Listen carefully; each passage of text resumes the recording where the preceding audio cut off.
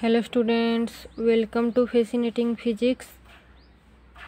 It is my first lecture on rotational motion in a rigid body. ठीक है, हम लोग पढ़ेंगे रोटेशनल मोशन के बारे में, रिजिड बॉडी में रोटेशनल मोशन के बारे में। तो सबसे पहले रिजिड बॉडी क्या होता है, किसको कहते हैं रिजिड बॉडी?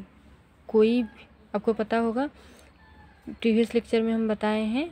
रिजिड बॉडी मतलब अगर किसी भी, मान लीजिए एक रिजिड बॉडी है तो इसके जितने भी मास पार्टिकल्स हैं वो क्या रहेंगे, उनका जो डिस्टेंस है वो क्या होगा, रिमेंस कांस्टेंट होगा। मान लीजिए इस यहाँ मास पार्टिकल इस पूरे होल बॉडी के लिए ए मास पार्टिकल है, मतलब m1 ए है m2 ए है, इन दोनों के बीच में जो डिस्टेंस है वो रिमेन कांस्टेंट रहेगा। ऐसा नहीं है कि इलास्टिक बॉडी है डिस्टेंस चेंज होता रहेगा। रिजिड बॉडी मतलब distance between the mass particles of a body remains constant, तब उसको हम लोग कहेंगे रिजिड बॉडी। और इसका मोशन रोटेशनल मोशन कैसे होता है? रोटेशनल मोशन हम बताए हैं कि किसी भी बॉडी का रोटेशनल मोशन एक हमेशा एक्सिस के अबाउट होता है। ओके, मतलब ऐसा नहीं है कि बस वो इसको हम लोग ऐसे रोटेट करवा दिए। मान लीजिए पेन है, पेन को रोटेट करने का मतलब क्या होता है, ऐसे ऐसे होता है रोटेशन, तो हम लोग इसको ऐसे ऐसे रोटेट करवाएंगे और कहेंगे कि रोटेशनल मोशन है, तो नहीं होगा। एक एक्सिस काउंट लिया जाता है ऑलवेज। ओके, कोई भी मान लीजिए जैसे हम लोग यहाँ पे बॉडी लिया गया है, यहाँ पे है और हम लोग एक्सिस कंसिडर किए हैं यहाँ पे। ऐसा नहीं है कि एक्सिस हमेशा बॉडी के अंदर ही से जाए। आप लोग देखे होंगे एक्सिस हमेशा बॉडी के अंदर से जाता है, ऐसा कोई ज़रूरी नहीं है, एक्सिस कहीं भी ले सकते हैं। तो जैसे एक्सिस हम लोग इतने डिस्टेंस में लिए हैं, ये बॉडी यहाँ है और इतने डिस्टेंस में हम लोग एक्सिस लिए हैं, तो अब हम लोग इसको रोटेट करवाएंगे। ये जो एक्सिस है इसके हमेशा अबाउट रोटेट होता है, तो इसका रोटेशन इस एक्सिस के चारों तरफ रोटेट करवाएंगे और इस मोशन को क्या कहेंगे, रोटेशनल मोशन। रोटेशनल मोशन हमेशा एक एक्सिस के अबाउट होता है, ये आप लोग याद रखिएगा। अगर आप लोग रोटेशनल मोशन के बाद आया तो एक्सिस ज़रूर कंसिडर करिएगा, बिना एक्सिस कंसिडर किए रोटेशनल मोशन नहीं होता है। तो अब आपको समझ में आ गया रोटेशनल मोशन कैसे होता है रिजिड बॉडी में। अब जानेंगे हम लोग एक नया प्रॉपर्टी जो कि है moment of inertia. Moment of inertia, हम लोग पहले भी इनर्शिया के बारे में पढ़ चुके हैं। What is inertia?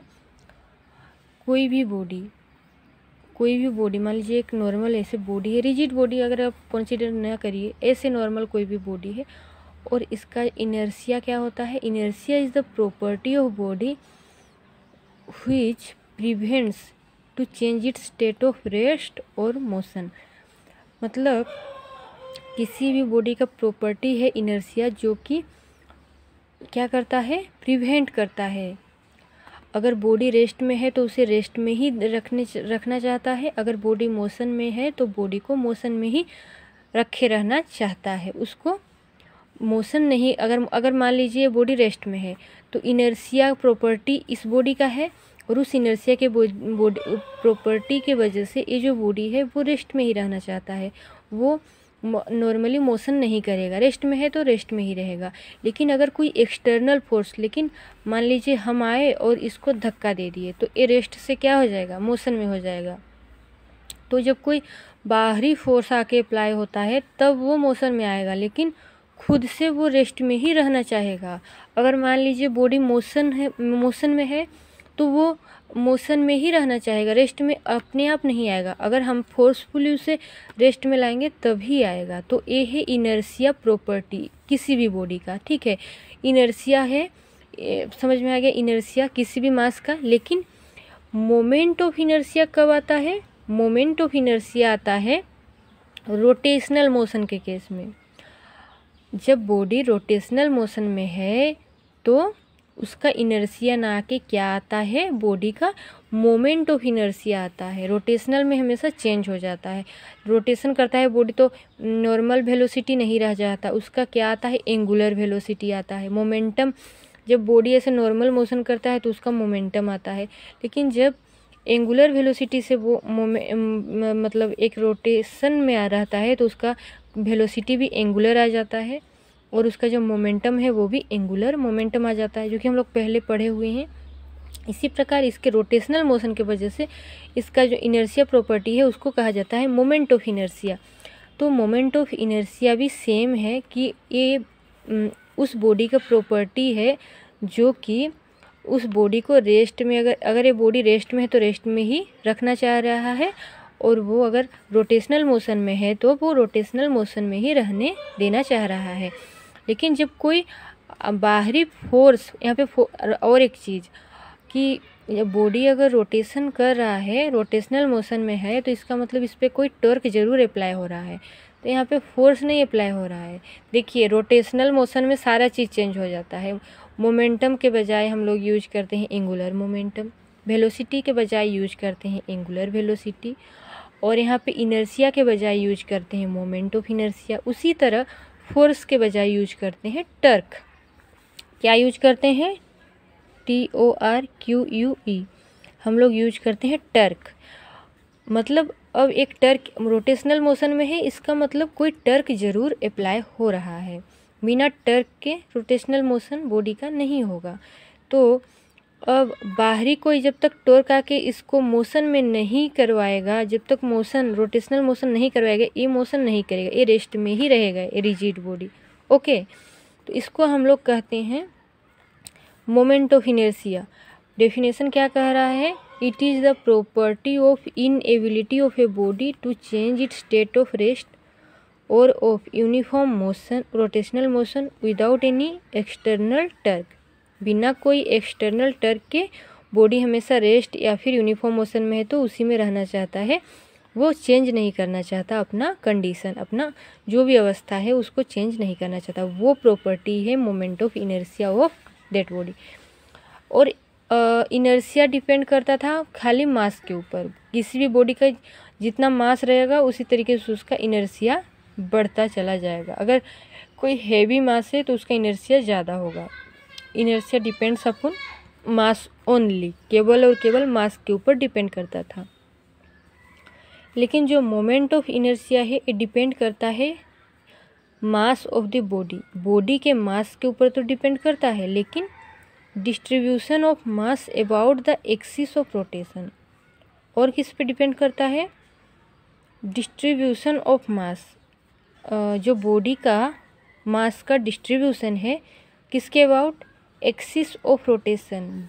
जो भी एक्सिस हम लोग कंसिडर किए हैं उसके अबाउट रोटेट कर रहा है, उस एक्सिस से ये जो मास पार्टिकल्स हैं उनका डिस्ट्रीब्यूशन मतलब कैसे डिस्ट्रीब्यूटेड है मास।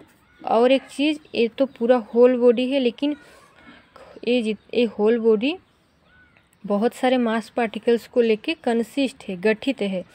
मास पार्टिकल्स जैसे M1, M2, M3, इसी तरीके से M4, M5, पूरे बहुत सारे अनगिनत मास पार्टिकल्स आएंगे। और ये सारे मास पार्टिकल्स कैसे डिस्ट्रीब्यूट हैं, इस एक्सिस से कितने डिस्टेंस में है, कैसे मतलब कितने डिस्टेंस में है, उसके ऊपर डिपेंड करता है। कौन? Moment of inertia. अब देखिए मैथमेटिकल एक्सप्रेशन, अब इसका फॉर्मूला हम लोग निकालेंगे कि मोमेंट ऑफ इनर्शिया है क्या, तो उससे आपको और क्लियर हो जाएगा। देखिए हम लोगों ने, आप पहले ही बता चुके हैं कि ये बॉडी है और ये बॉडी इस एक्सिस के अबाउट से रोटेट कर रहा है, और ये सारे मास पार्टिकल्स हैं बॉडी के।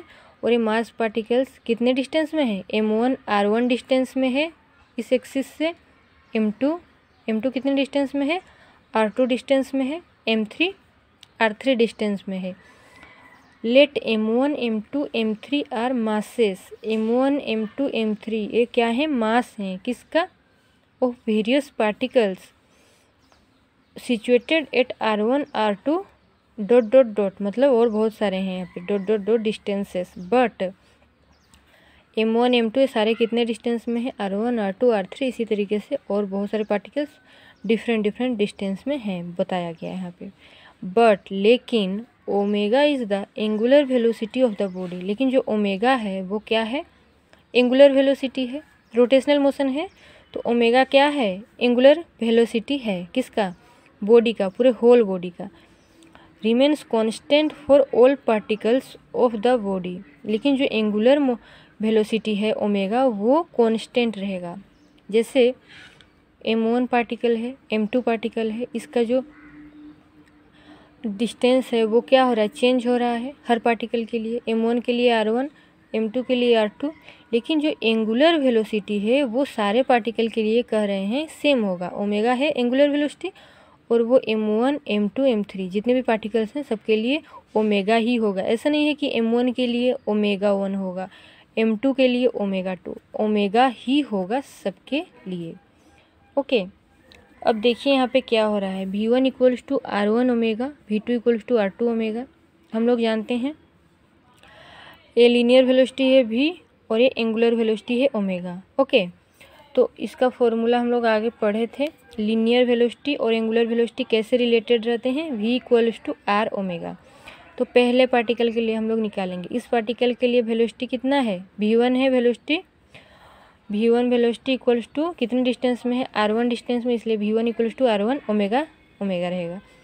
सेकेंड पार्टिकल के लिए v2 वेलोसिटी, इसका m2 पार्टिकल का जो वेलोसिटी है वो है v2, तो इसका जो v2 इक्वल्स टू क्या आ जाएगा, r2 आ जाएगा, ओमेगा आ जाएगा, v3 equals to r3 omega. इसी तरीके से और बहुत पार्टिकल हैं, v4 equals to r4 omega आ जाएगा। सब डॉट डॉट डॉट मतलब बहुत सारे यहाँ पे आएगा। अब हम लोग निकालेंगे काइनेटिक एनर्जी ऑफ पार्टिकल 1।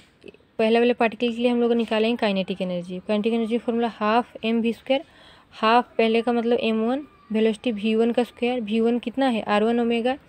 अब v1 के बदले हम लोग यहाँ पे पुट किए r1 ओमेगा का स्क्वायर, तो हाफ m1 r1 का स्क्वायर ओमेगा का स्क्वायर आ गया। तो काइनेटिक एनर्जी आ गया कितना, हाफ m1 r1 का स्क्वायर ओमेगा स्क्वायर। अब देखिए काइनेटिक एनर्जी सेकेंड पार्टिकल के लिए m2 के लिए, यहाँ पे kinetic energy half m2 v2 square, v2 के बजाय हम लोग लिख सकते हैं r2 omega whole square, half m2 r2 square omega square. Dot dot dot मतलब 3 के लिए, 4 के लिए, 5 के लिए, डॉट डॉट डॉट बहुत सारे के लिए हम लोग यहाँ पे काइनेटिक एनर्जी निकाल लिए। अब हम लोग लिखेंगे now total energy of the body is given. अब हम लोग ये जितना भी एनर्जी निकला हाफ mv², ये सारे एनर्जी डॉट डॉट डॉट मतलब बहुत सारे एनर्जी, सारे एनर्जी को हम लोग टोटल एनर्जी निकालेंगे। टोटल मतलब सब ऐड हो जाएगा, टोटल एनर्जी ई लिखे। अब ये हो गया half m1 r1 square omega square plus half m2 r2 square omega square plus dot dot dot मतलब और बहुत सारा आएगा। अब यहाँ पे कॉमन किया जा सकता है, हाफ ओमेगा स्क्वायर सेम है, कॉमन लिए, यहाँ पे बीच अंदर रहा m1 r1 square plus m2 r2 square plus m3 r3 square plus dot dot dot. अब इसको जो ब्रैकेट में है इसको बोलते हैं आई, हाफ ओमेगा स्क्वायर तो रहा और ये जो ब्रैकेट में है वो आ गया आई, क्या आ गया आई। आई इक्वल्स टू कितना है, m1 r1 square plus m2 r2 square plus dot dot dot मतलब m3 r3 square m4 r4 square dot dot dot. इसी तरीके से आई क्या है, ये आई है moment of inertia of the body about xy। और हमेशा याद रखिए इनर्शिया तो निकला, मोमेंट ऑफ इनर्शिया तो है बॉडी का, लेकिन अबाउट xy मतलब xy एक्सिस के अबाउट निकला है। अगर मान लीजिए xy एक्सिस ना लेके, मान लीजिए हम लोग थोड़ा इतने डिस्टेंस में यहाँ पर एक एक्सिस लिए और अब निकालेंगे मोमेंट ऑफ इनर्शिया, तो क्या होगा, चेंज होगा, बिल्कुल चेंज होगा, क्योंकि अब डिस्टेंस चेंज हो जाएगा। जहाँ r1 यहाँ पे था और यहाँ पे r1 आ जाएगा, डिस्टेंस चेंज होगा, इसलिए मोमेंट ऑफ इनर्शिया भी हर एक एक्सिस के लिए अलग अलग होता है। तो ये किस एक्सिस के लिए है, ये जो एक्सिस इतने डिस्टेंस में रखा गया है इसके अबाउट ये मोमेंट ऑफ इनर्शिया निकला है।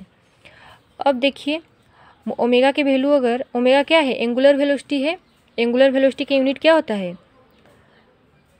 एंगुलर वेलोसिटी v इक्वल, अब बताइए आपको याद ही नहीं है, v इक्वल्स टू क्या होता है r ओमेगा। अब ओमेगा एंगुलर वेलोसिटी है, ओमेगा इक्वल्स टू क्या होगा v बाय r।